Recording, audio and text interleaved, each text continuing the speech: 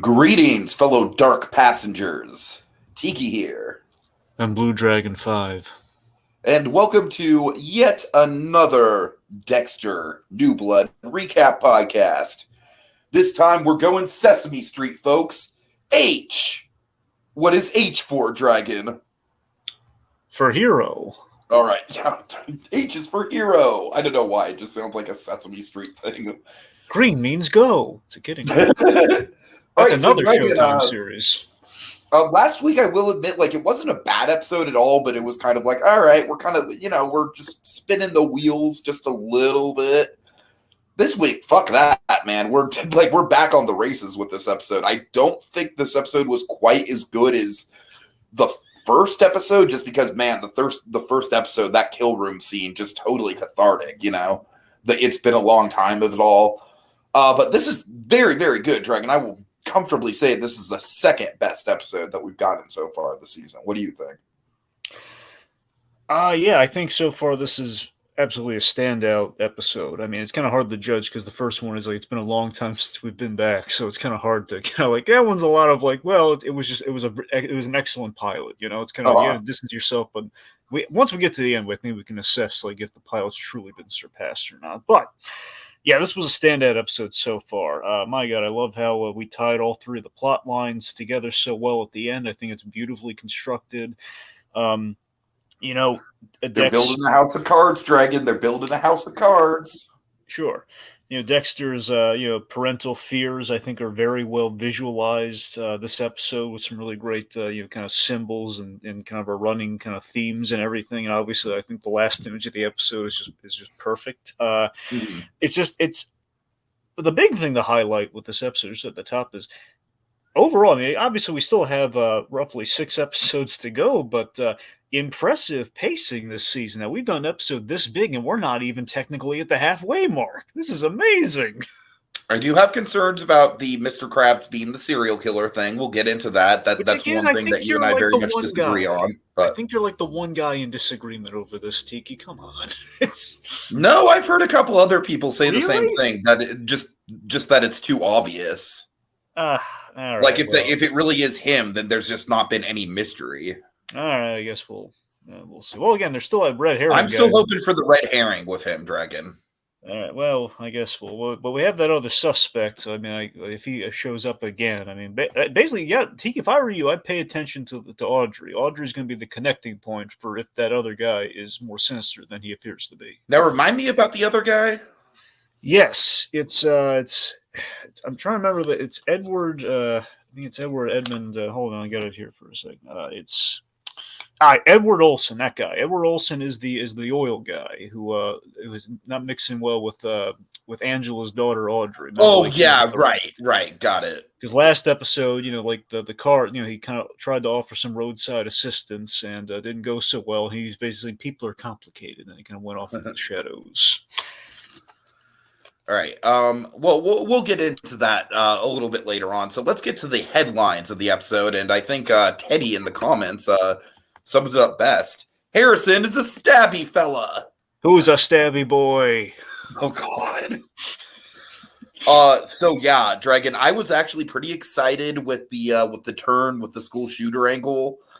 And I'm sorry, Tiki, I would actually be disappointed if Kurt wasn't the killer. I feel like it would be a twist for twist thing. That's totally understandable. That guy, that's totally understandable. And happy to have you on board. Yeah, I mean the Harrison stuff, Dragon. I really love the way that it played out. I love Dexter having to suss out the lie and everything like that. I thought it was really well executed. Yeah. Again, I like, in terms of how it applies to kind of the episode title here, I love that, Harrison is essentially what Deb epitomizes so well in one of the best visual gags so far. When we cut to, Deb calling out the season 1 fantasy. Literally, season 1 of Dexter ends with this kind of fantasy of everyone celebrating Dexter, ooh, and all the the parade. yeah. So I love that reference, and that's pretty much what Dexter's problem is here, where Harrison basically is kind of not he's kind of channeling his dark passenger in a really interesting way, where he's very much following in Dexter's footsteps, but he's not all the way there yet. Where he has done something. He's done something heroic, and I just think this is an insanely great premise for an episode where Harrison's done something heroic, and this should relieve Dexter, but he has doubts. The investigator in him, the killer in him, has doubts I because he feel can like it's the smell. fact that he's just like so good at lying, and if Dexter wasn't Dexter, like it would probably go over his head.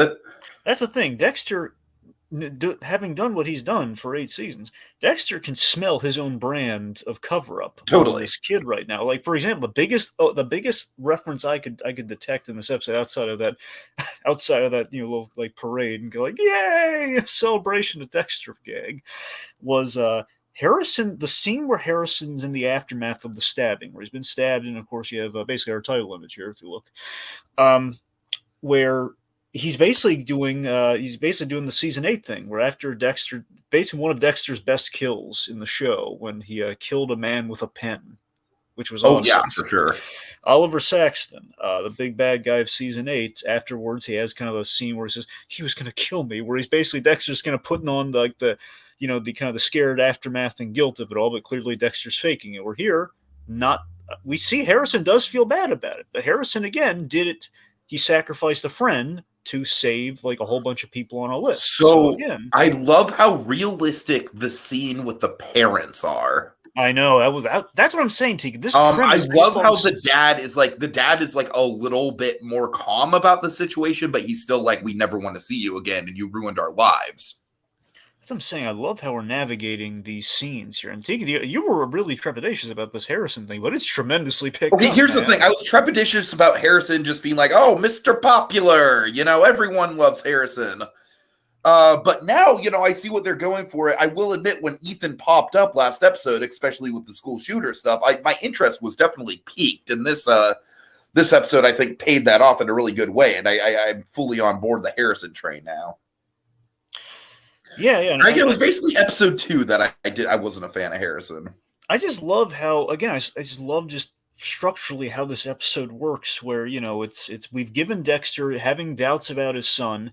And we saw that, Dexter's fundamental problem right now as a parent is that Dexter has a big secret he's keeping from his son, which basically, if that secret might allow him to relate to his son, but obviously it could also send him off the deep end. So the fact that Dexter can't let his son in is the fact that he cannot be of help to him when in the aftermath of the stabbing, where he's like, hey, do you need to talk? Dexter can't talk to him because he can't tell him everything. So right. So we have that going on, but I think the best kind of stroke of genius here is that, okay, so Dexter has a way of kind of getting back into his past even further by working a case here, by going, snuffing out the the spatter pattern from the stabbing and kind of investigating his own son, which again is like something no other parent would really have the guts to do, but Dexter can, because he knows there's a lie here and the blood will tell the truth. Mm-hmm. Yeah. Okay, that guy, a couple good comments here. He says, that guy we've been following and making interesting for a few episodes, he's not the big bad, and the big bad is actually the pizza guy. Yeah. That's a very good point, that guy. Here's the thing. I just, like, if Kurt really is the big bad, like, I am missing the Dexter versus Trinity levels of intrigue that comes with it. Now, granted, we did get some decent setup for Dexter versus Kurt. So I'm hoping that it comes into fruition soon. Because I don't know, man. I'm dying for some of that cat and mouse. Well, so far I've been reeled in to like this. I think there is a great level of intrigue, tantamount, not there yet, but tantamount to a Trinity Dexter thing. Right now I'm seeing like, okay, I don't know, I just have a really good feeling because again, we had that great father-son discussion at the cabin. Uh-huh. About the parenting styles, and again, it's the fact that I think the Trinity element of this episode was Kurt is visiting Dexter, not just to kind of chat, like, oh, there's my buddy I drunkenly confessed to. No. He's visiting him to basically, he is dating the chief of police. I want to see what they know, so I'm going to get buddy with the boyfriend. He's Sure. trying to find out what's going on with the stuff that relates to him, and I love that we're seeing kind of a chink in the armor here with Kurt, where Kurt, again, you'd think he's got this all well thought out. We saw Meticulous, at least as whoever the killer is, assuming it is him, I guess. The Meticulous, he was cleaning the body and everything, but there's one thing he's stressing about now. Angela won't let it go. Angela needs to talk to Matt Caldwell. It's not like he can't just pay the Yeah, I fine for love the that. I deer. love that. That is definitely just a hanging plot thread for sure. So I love that. So Kurt, and again, traditionally the Dexter villains are always kind of like they find themselves in Dodge at some point in the middle of the season. So I like that we've kind of done that with Kurt All right. here too. But I mean, I'm I'm sorry. just impatient. What can I say? So to your earlier point, by the way, again, just in terms of again seeing how different Harrison is from Dexter was really big too, and the fact that he has empathy with his near kill in this case, where again he really did like Ethan, and again we see Dragon, in some ways, this is going to sound fucked up, but what he did is almost like more messed up than what Dexter does. Yeah, because there's no finality to it. Dexter, Right. The very simple premise of Dexter, if you want to boil it down, is that Dexter kind of gets like a therapy or kind of introspective look because he can unload everything onto these killers before he kills them. So he has like kind of like a real great kind of point of reflection here. Where Harrison is like, he just you have the aftermath that is not there. Where Dexter's never going to see if he does his job right, which sometimes does not always go that way. Dexter does his job right. He's never going to hear from these people again, or their family, or anything. It's like that. It's like in the case of someone like Trinity, he does have family, but it's they aren't necessarily heartbroken about him dying. Yeah, well, the point is Dexter screwed up majorly with all the Trinity stuff. That's the point there. So Dexter got sloppy, and he could have killed Trinity, but he didn't. And then Thanksgiving was a disaster. And then in later seasons, the son came back. So it's a whole thing. Mm-hmm. Yeah. But yeah, again, we've gotten some really juicy scenes, and this kid I think is really impressing a lot of people this season. That's what I'm hearing. A lot of people love this. I believe it's Jack Alcott or something. I forget the actor's Jack name. Alcott, yeah. Yeah, people are liking him. All right, so Tiki, here's something I'm sure you loved in the episode: Marry effing kill. Yeah, that's a perfect name for this podcast, Dragon. So a true crime podcast on the Trinity Killer. Are you killing me? Are you kidding me? Yes, please. So this is just an insanely clever idea that there have been a lot of serial killers that are kind of original creations for the show, and of course the most famous and awesome of which being Trinity. So why not? Why in a world where we're looking, it's kind of a fun landscape. If we're going to update Dexter, true crime podcast and kind of serial killer culture is like at an all-time high right now. So absolutely that would reflect in Dexter's world, but also not just for the novelty of, isn't that a clever idea? It's like, okay, we brought up true crime podcast because he's kind of, Harrison's kind of flirting with Audrey a little bit. So, they brought that up at the dinner table. So he's looking into a true crime podcast. And that, of course, leads him to Small World, Trinity being a big case. The last Trinity kill was his mother. So if it was ambiguous before, Harrison is very much confronted with, oh God. So now he's being very vividly and insensitively informed about the death of his mother and his trauma. So it's very much on his mind. And really well Jamie Chung, Dragon, I'm sorry, correct me if I'm wrong. This is Cersei from the Eternals, right? No. Okay, good. Okay, let me remind you. Who am I thinking of then? You're thinking of Go-Go from Big Hero 6. Okay. I don't know why. Also, here's who you're also thinking. You're thinking of Vale from season 3 of Gotham. Not Vicky Vale, but I think there's Valerie Vale. Like the Vale. That one. Valerie Vale. Yeah. All right. She's popping stuff. Lovecraft Country. Jamie Chung. Oh. All right. But not Gemma Chan. That's Raya the Last. Gemma Chan. Those names do sound similar. Yeah. All right. I'm sorry. All right. So here's what I really like about the whole with this Molly Park character, because again I hate her, but that's kind of the point though. You're not supposed to like her at first. Is that I think it's kind of homaging Freddie Lounds and the new Hannibal show, not the brand, the Hannibal show that went on for 3 seasons. They when they adapted Red Dragon, they kind of that whole story they they had Freddie Lounds in there, but they gender swapped him. So basically, it was a female. So I felt a lot of Freddie Lounds vibes here, where he had basically kind of a media scumbag of like the worst. Like people have a lot of attachment towards the amateur sleuths and the true crime podcasters, and you have your Michelle, McInerney's, who are wonderful and unfortunately very dearly missed. And you have like they're likable kind of spheres. This is the unlikable sphere, where oh god, she's just like forget any sensitivity towards the victims. Let's just cash in on the true crime. Yeah. Okay. Let's see. That guy says, "Oh, if Trinity was real, there would be so many podcasts about him. His MO is way too interesting, and the fact that as far as everyone knows, he's still alive and running. Yeah, for sure. Yeah. And Molly is for sure getting kidnapped. I like that theory. That's fair. Speaking of which, I liked we got the answers to who Iris is this episode, so we found out Angela. It was pretty much what I expected it to be, but nice to get confirmation. A friend from college, went missing. No one looked for her, so she, that's why she's not giving up on anyone going missing, which I'm sure Kurt's really excited about. Right. All right, let's see. So I mean, Deb, the opening with Deb was really fun. The whole crime web thing. There's some good expo there, and also, just in general, it's good to see Dexter getting back to the the more investigative side, and he can still play off Deb in a really interesting way. They never really kind of solve crimes together, so that's kind of fun. Let's see. So, do you have any? Okay, so I was looking in the comments, see if anyone wanted to steer us anywhere. I guess big thing we should hit. The Dexter and Kurt meeting, perhaps. Did the drone gag make you laugh as much as I did? As much as it did for me? I actually have theories about the drone. I would not be surprised at all if Kurt has a live feed to the drone. That's a good idea. I never thought of that. Yeah, so honestly, it did not make me laugh just because I felt like it was a very sinister move.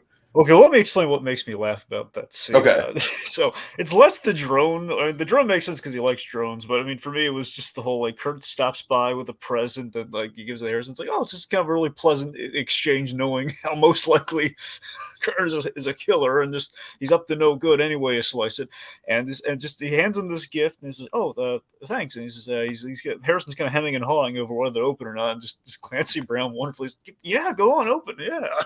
I love how pleasant he is during like, yeah, it's yours, son. yeah, it's delightful. I love that. But so again, Dexter. But yeah, I definitely think that there is nefarious purposes behind that drone, one way or another. Dragon, I don't trust that drone. Call. I didn't think about that. That's a really good call. But I love the whole kind of fatherhood chat here, where it's basically it's kind of the question of like is a killer in your life or not in your life going to help or hinder your son's upbringing, being the idea, which is kind of really interesting between these two, where again Dexter was out of his life and we think Harrison's going to get off scot-free, and we just have that great kind of taunt almost of like, when Harrison does screw up, are you going to help him or are you going to stop him? So it's kind of like a flirt in the air there for Dexter, like, oh god, like if your son does turn out to be you, how will you react? How will you respond? Like, is he going to be another guy on your table knowing who you are, or you do care for this kid, are you going to help him? What does that say about you? Yeah. Interesting. So, anything else? Yeah, okay, real quick, two beats we should hit. So, Dexter's nightmare here, when he works the crime scene, we have this great interplay between him and Deb over discovering the truth of the blood pattern and everything. We learn that, Harrison, again, very, very Dexter-like move, slashed the kid, then stabbed himself for the perfect cover story. Oh yeah, perfect. And I love how we had that scene. And my favorite detail of the episode with Deb so far in the series, and I've been kind of throwing this out there kind of casually, but this episode hit on it perfectly, Tiki. Again, full-on Bates Motel Dexter subconscious, just kind of manifesting itself, playing devil's advocate to him here. And what Deb's doing here is like, she's trying to keep him naive. She's trying to say, you got what you wanted. He's not a killer. Let's not do this anymore. And so she knows the truth already, as Dexter does, and she's just desperately begging him, don't solve. It's like season 5 of Bates Motel. Please, dear God, don't uncover the truth, or else you're going to throw us into chaos, and that bleeds into bleeds. Sorry. So that leads to Harrison's big speech, which I thought was an excellent way to end the episode. Where I thought this was definitely the best scene the actors had so far. yes, and one of my favorite things about this is the jocks are like forgive and forget after the whole threat to tear the throat out on the wrestling mat thing. Where it's like, hey, we're cool, man. I just love this idiot. And you know what, Dragon? I'm actually glad you bring that up because that like it's a small thing. But it shows a level of dimension to the generic jock characters that is frankly not often shown for characters that are on the surface that basic. And with that dimension, though, I do like I like that. I don't think it's lost at all in the scene. Is that this jock, this idiot, is just good. You've patched things up, but I just love that throughout this whole scene, they're just so insensitive. They're not getting it all. Like, guys, do you realize why you're here? You're missing the point. You drove this kid to trying to kill all of these people. This is not like they're like, hey, there's Harrison. They're all cheering for him. This is not a celebration. What's wrong with you? Harrison didn't just score the winning point in the football game. No, you idiots! He saved you from your own undoing. Honestly, and here's an interesting question. I wonder how you feel about this, Tiki. We know Audrey was on the list, so I wonder if Audrey, because Harrison, he saw the notebook and the pictures and stuff. I wonder if Harrison finding out Audrey was on the list is what made him act or not. I wonder. I mean, like I said, Dragon, I'm kind of shying away from like the teen romance of it all with Harrison and Audrey. I really don't want that to become like a primary focus of the season. But not even romance, just he has another friend in Audrey. It's kind of more connected to his father, so he kind of chooses like, I don't want to see her die, romantic or otherwise. So I'm going to act now. Sure. I don't know. Anyway, so we have this great speech that he gives, in which, of course, he's saying, Ethan was not he's not like a monster or anything, and I think everyone's a little hero and a little monster. And the big question is which side wins out in the end. I love the editing on this scene where we see Dexter frantically searching the room for proof. Oh, fantastic editing, yeah. And then Kurt trolling for his victim, where basically it seems, again, at least what we're suggesting here is that Kurt has absconded with his next victim. That the idea, by the way, we see what Kurt does for a living. He runs like kind of this diner gas station place, and that's how he gets all the drifters in there, and he kind of helps them out. He provides them lodging, and right. It is a good MO. It is a good MO. So I had a big missed opportunity this episode, as great as it was. I wonder if you had this too. This is the last thing I got. Okay. So when Deb is horrified by the big money shot, where Dexter finds the straight razor, which of course, folks, and she starts sobbing. Yeah, she starts sobbing again. That was super intense to me. That performance. Yeah. So again, Trinity's trademark weapon, the straight razor, which of course slices the femoral artery in the tub, and that's how he does it. So the fact that Harrison has developed, after learning that during the podcast, he has sought that out. And it's unclear if that was, I think it was clear they didn't use it as the murder weapon, but I might have missed something there. No, he didn't. We saw the knife. Yeah, that's what I'm saying, because they saw the knife of the scene. But I'm thinking maybe he's had it for a while, though. I don't know if he just had it just based on that podcast. I honestly think he might have. This is just my theory, of course, but I really do think that it's possible that he's known that, at least that, about how his mother died for a long time. Like the weapon. It is an excellent point, Tiki. We don't know how long he's had that knife. You're very right, but I'm saying that it's in a very inconspicuous hiding place. True. I wonder, wouldn't the episode, as great as it was, imagine if this happened, Tiki. Imagine if, so remember, Deb disappears at the end of the episode after this happens, after the sobbing, and Dexter's kind of looking at that money shot with the knife, like of the straight razor, and then you have this empty door frame. Imagine if Trinity walked through and says, "Hello, Dexter." Drake, we're gonna get Trinity at some point, I'm sure. I know, but I'm saying, it makes me think he might be in the next episode, but it just feels like, don't you think, though, that's like that would have also been... Well, no, and first of all, Dragon, it's not hello, Dexter. He would have to say hello, Dexter Morgan. I know, I'm just saying, I know that's the line. Just throwing that out there. I would love it to be hello, Dexter Morgan. I'm just wondering if practically we can get away with that. I don't know if they have to shorten it to hello, Dexter, because they know each other at this point. They killed each other, Yeah, but hello, Dexter Morgan is such an iconic line, though. I know. I hope we find a good way to work that in. because he has to say that line. Regardless, so my theory for the next episode, because again, Trinity's going to pop up.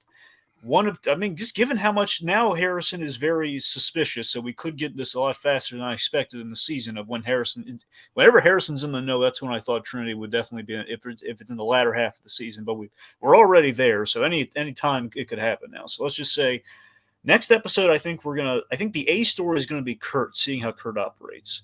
Ooh, I think the B that'll story be interesting for sure. And I think the B story is going to be Dexter having a debate with Trinity over the Harrison revelation about basically probably Trinity gloating and kind of telling, well, how do you navigate this, that sort of thing. Which he has been known to do. And one other observation I had during the episode here, Tiki, and we should probably see if there's any live comments we want to highlight. I have a couple, yeah. Sure. So something kind of occurred to me. So with Dexter, the big question of the episode, especially by the end, some people have noticed, like, Dexter kind of smiles. It's a question, is it relief or is it like dread or is it just like something so terrible? It's just kind of like... Yeah, part of me is thinking like, because remember, one of the big hooks of the cliffhanger for the first episode was like, oh, is Dexter going to become Harrison's Harry? Mm-hmm. And the way that I read that smile, it's Dexter kind of being like, oh, maybe there's a way I can do that. Like, this kid needs my guidance.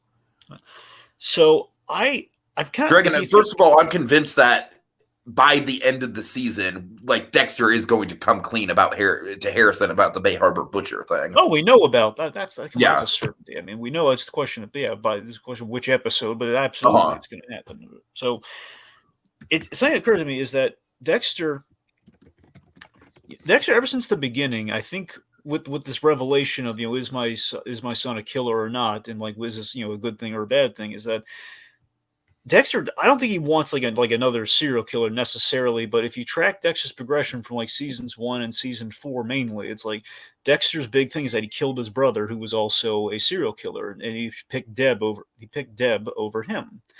And Dexter's been looking to fill that void ever since. So you go to season 4, he's trying to, like, can a serial killer have a family? Basically, Dexter fundamentally does not want to be alone. And Harrison provides a potential answer for that, but is it going to be in the positive or the negative? So I think just broadly, he wants to fill the void of his brother, which would have been like this serial killer fantasy of my brother and me just hanging out, just going around killing bad people. Oh, God. Right. The brother couldn't be reined in. The ice truck killer couldn't be reined in for such a thing. So say Lippy. All right. That's just kind of my take on things after this episode. All right. Let's go with some comments. Okay, so a few from that guy. That guy says Harrison is a better Dexter than Dexter. Dex had to develop his persona. Harrison is 16 and just perfected it for sure. That is true, and it did come naturally. That's the thing. I mean, now I don't think Hannah taught him any of this. I'm going to assume it came naturally. I know nothing of Hannah. I have no idea. Well, she was a poison. Hannah? Who's Hannah? Yeah. All right, but Hannah Baker? No, I'm kidding. All right. Anyway. So let's see. Sorry. Guy also says, after this episode, I just don't trust anything that comes out of Harrison. That kid is really good at lying. Yep. And then that guy says, I agree. I think next episode we are going to see more of Kurt's ritual. Yeah. And next episode, Dragon, we have a title for it. Do you know what the title is? What is the title? The title is Runaway. See, that's what I'm saying. I think. So yeah, I'm pretty sure that is going to, yeah. Yeah. Then that guy says, my take, I think a part of Dexter has some twisted happiness about Harrison having a dark passenger, just because it's finally something they can connect with. Yeah, I got that same vibe. Yeah, that guy that's again. It's a very. I'm loving the writing this season so far. It's been so tight. Mm-hmm. All right, well, I think that's about it, folks. That guy, big thanks to you as always for coming on and sharing your theories and opinions with us. It's always a blast to have you, even if it's just one person in the comments. I always like bouncing off of people in the comments. Well, if it's one person, he can be our dark passenger. It's cool. Right. And then also randomly, this guy was probably just like a passerby, but Teddy, thanks to Teddy, Harrison is a stabby fella. Yeah. All right. He's a stabby boy. All right. And on that note, folks, have a good night.